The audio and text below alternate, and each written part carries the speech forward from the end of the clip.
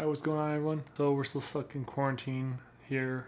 I thought, what better time to work on some bikes than right now? I think now is a good time to give your old bikes some love. So I'm gonna be fixing up my beater bike. So I can give you guys a rundown of the bike real quick, and then we can get into disassembly, and I'll take you guys through the whole process. So yeah, stay tuned. So this bike started out as State Bicycles Copper 2.0 from 2013. It's mostly still stock. I haven't really changed up much. I'll run you through the components, and then you guys can kind of see what I did to it, but not too much. It's still pretty stock. So while I was building up my new bike over here, which I'll link the build series down below, I switched out some of the parts that I had on it. So originally I had the Physique stem and the Crew by Co carbon seat post on this bike over here, but I just felt that since I was building a new bike, the nicer components should live there, and then I can get some replacement parts, which, I mean, Thompson's still pretty good, and it was a good find. I think it was like $40 at a swap meet. Otherwise, I got upgraded brake lever, brake cable, front brake, and Vans Colt grips. Love them or hate them. Otherwise, the bike is completely stock.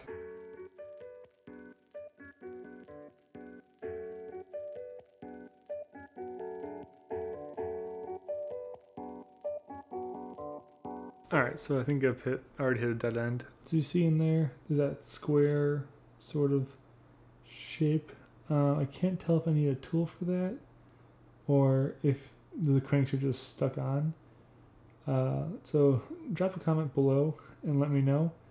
And then maybe, yeah, just drop a comment, let me know what it is, and then maybe I can take it off eventually. I might need a special tool for it, but it could just be stuck on there. Okay, so now that the back wheel's off, we're gonna move to the front.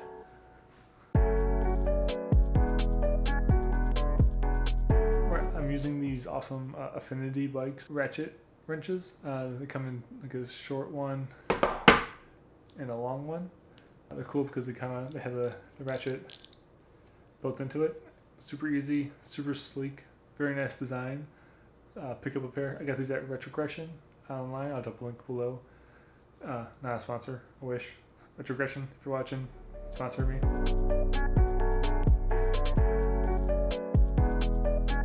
Something about State is back in the day, they would, I don't know if they still do it, but they offered the Animal Hamilton platform pedal with hold-fast straps that you could add on to your bike before you purchased it. So obviously I used to be a BMX, so I went with them versus the metal toe clips or whatever else came stock. So these were a nice little upgrade that, didn't cost too much extra, but definitely added some improvement to the bike.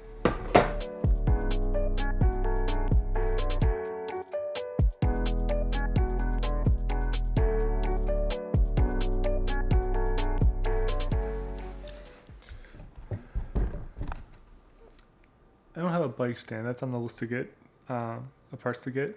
So I'm just using my stool. So hopefully that helps a little bit.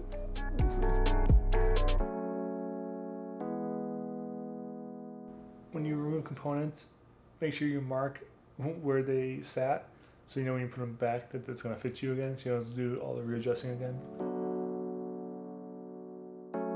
The seat post clamp has seen much better days. I don't know if you can tell, I don't know if it shows up on camera, but the bolt went out the backside.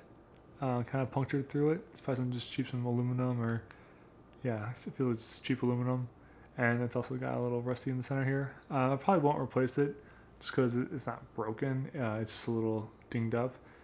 But yeah, this newbie bike rider, I didn't have a torque wrench back in the day, so it kind of just went to the wayside.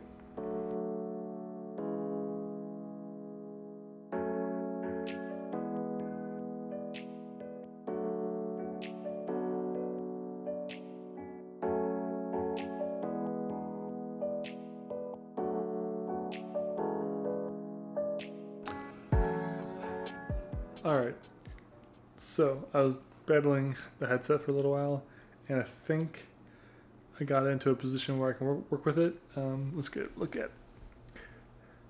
So it's an unsealed headset. I think I'm gonna leave it at this state and not completely take it apart, just because I don't want to mess with the bearings too much.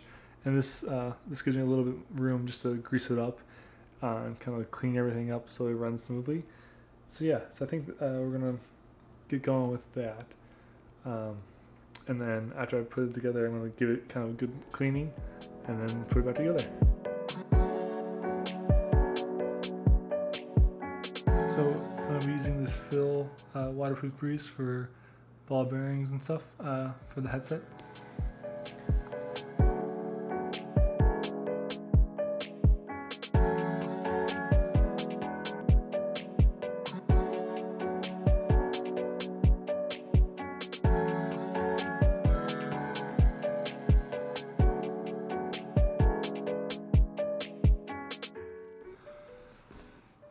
Alright, so now that that's done, I'm going to get a rag and start just deep cleaning the frame, just so it kind of shines up a little bit. It's kind of been dirty as of recently.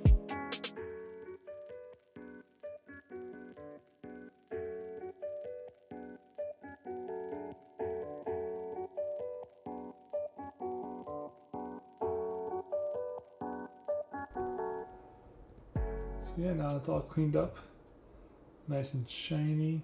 You can really kind of see the copper color come out, and that's what originally drew me to the bike, was the copper and the white sort of a contrast.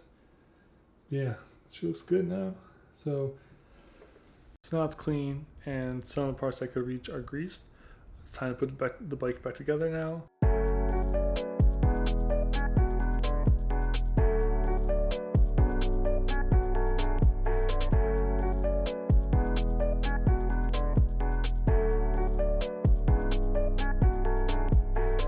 Now don't forget, if your bike requires a torque wrench, it's not a necessity, but it does come in handy.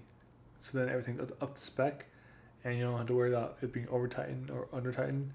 So you know, just right on the money.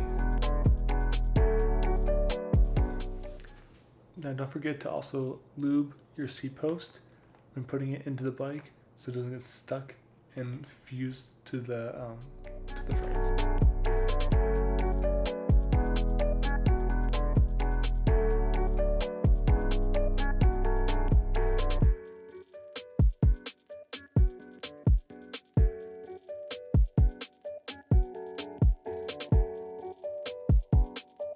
Alright guys, my battery's gonna die, so I'm gonna leave you there. I know a lot of it isn't touched up yet. I need to tension the chain and kind of tighten everything down.